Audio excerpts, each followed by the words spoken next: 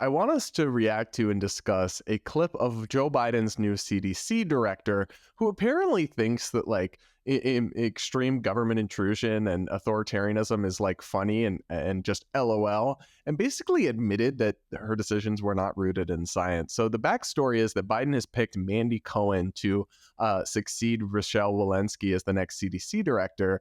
And Mandy Cohen was the head of the North Carolina Health and Human Services Department during the pandemic. And she apparently gave very candid remarks about how she followed the science to come up with her COVID restrictions about what people were and were not allowed to do. Take a listen to this clip.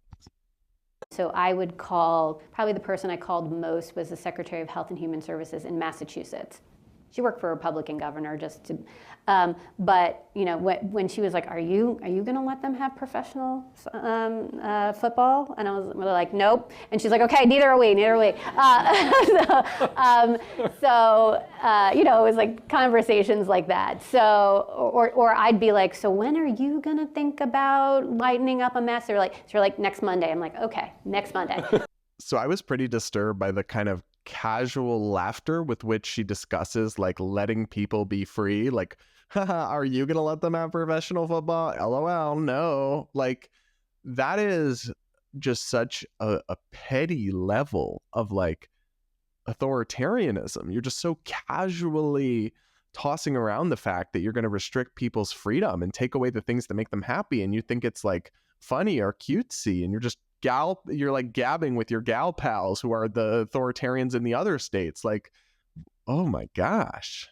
She comes across as like a creepy masochist in this video. And for all intents and purposes, the CDC and other health agencies within the government are supposed to be nonpartisan. Now, we know that that's not true, but I mean, good grief, like with the brazenness that she displays this, it's actually quite breathtaking. You're just joking around about how you are politicizing decisions that affect people's long-term life, their academic success, their relationships, their employment, their mental health. There is nothing funny about this whatsoever. What the CDC did to people during COVID is not a laughing matter.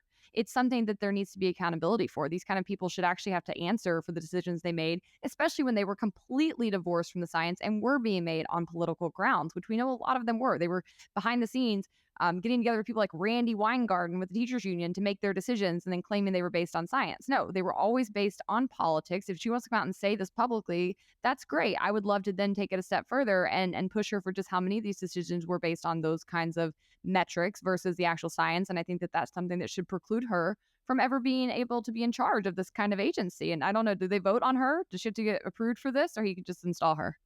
I think the Senate will have to vote to confirm her. I'm not a positive on that, but I'm pretty sure. So I hope they don't. I hope they roadblock her, because think about the second part of the video too. She's the head of the North Carolina agency. She's chatting with a Massachusetts person, and she's making the decision about when to end mask mandates. Remember, this is the follow the science crowd. And she just said that she made it by chatting with a representative from another state, asking them when they were going to do it, and just copying that. Ha ha ha, we'll do Monday too then. Like, this is what following the science looks like. This is what trusting the experts looks like. I don't know. I just find the whole thing demented. And the idea that you could be so obviously like bad at your job, you're supposed to be a nonpartisan scientific health expert, and then get promoted from the state gig to the national leader. I mean, that just...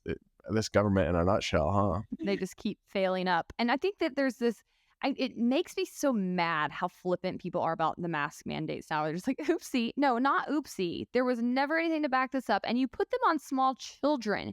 You actually made it to where small children are going to have learning delays because they need to see people's mouths and lips to learn how to speak. So you're giving kids the need to go see speech pathologists now because of that, right? You also did it all the way through schools. You gave kids depression issues. You gave me cystic acne. I had to go on Accutane because I got such bad acne from mask. I was getting these massive cysts on my chin. They were super painful. That obviously hurt my mental health. And then I had to go on Accutane, which is a very powerful medication that makes you suicidal for 6 months.